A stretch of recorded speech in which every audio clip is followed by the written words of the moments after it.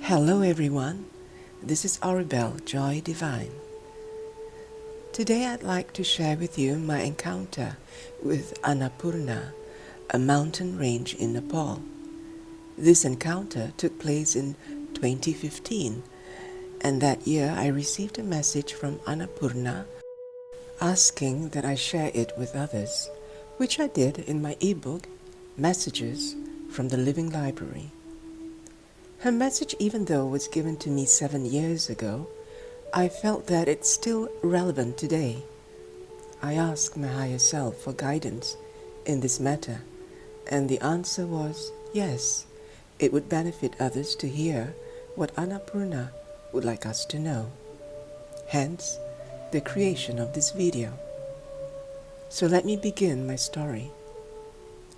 It was March 2015. My 10-day walking trekking experience into the heart of the Himalayas was a journey I will cherish forever. Witnessing the rugged beauty of her slopes and climbing the steep terrain had helped me get grounded and stay close to Mother Gaia. I felt so very much part of her. The villagers were generous with their smiles and warm welcome.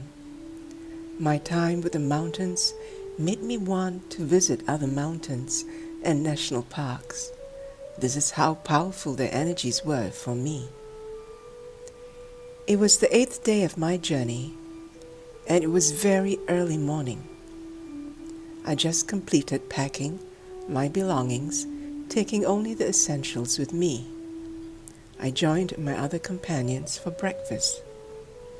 Breakfast was on the rooftop of the guest house where we stayed for one night. We were overlooking the Annapurna Mountains. Oh, what a most breathtaking view it was. I decided to connect and greet the mountains as I sat at the breakfast table. And the mountains replied and asked me to come closer. She repeated this several more times. Come closer. Come closer. And I decided to comply with her request, and I stood up and walked to the edge of the rooftop, and the mountains said to me, "We have been here for eons. We have seen many things.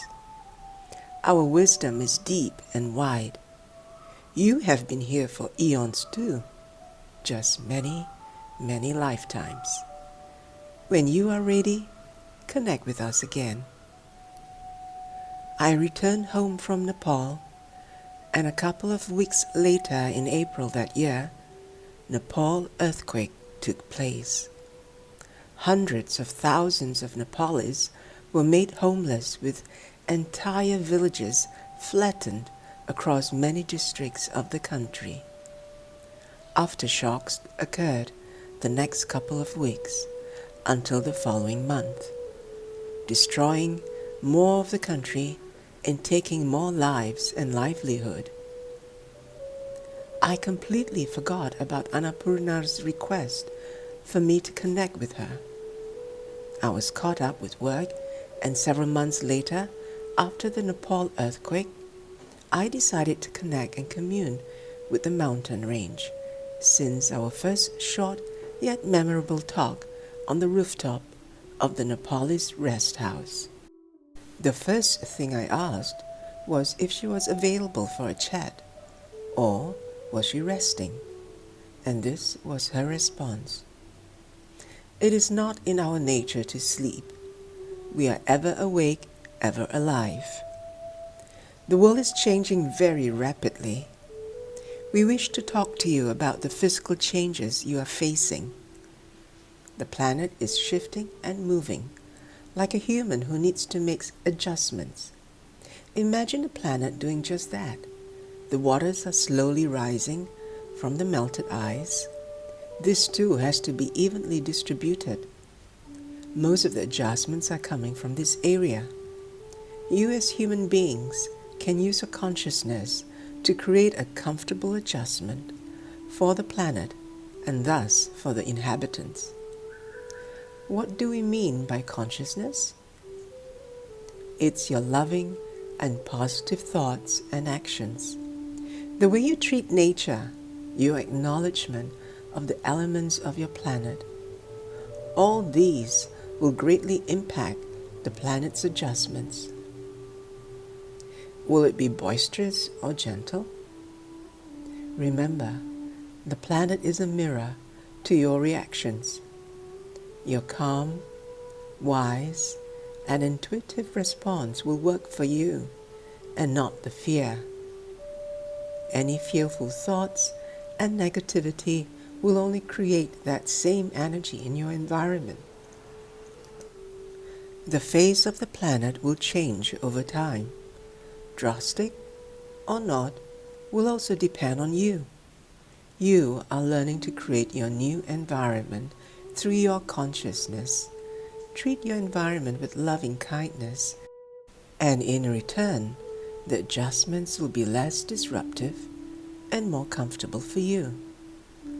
This message is given to those whose consciousness is ready to create the new world. End of message. My next energetic encounter with Annapurna was 8 months after the Nepal earthquake of April-May 2015. I felt drawn to inquire about the state of affairs in Nepal at that time. And her message was that the people of Nepal who were affected by the earthquake appear lost. Not much progress has been made to improve their lives. She asked for the people of the planet to band together to help raise their spirits, help create opportunities to better their livelihoods. As they build their homes together, they will learn new skills, understand what it takes to work together to create for the community, care for one another. This is our strength. It's not about climbing mountains.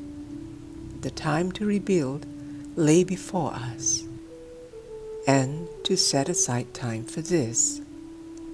In other words, do what is important, do things better, care for each other, so we may learn from each experience.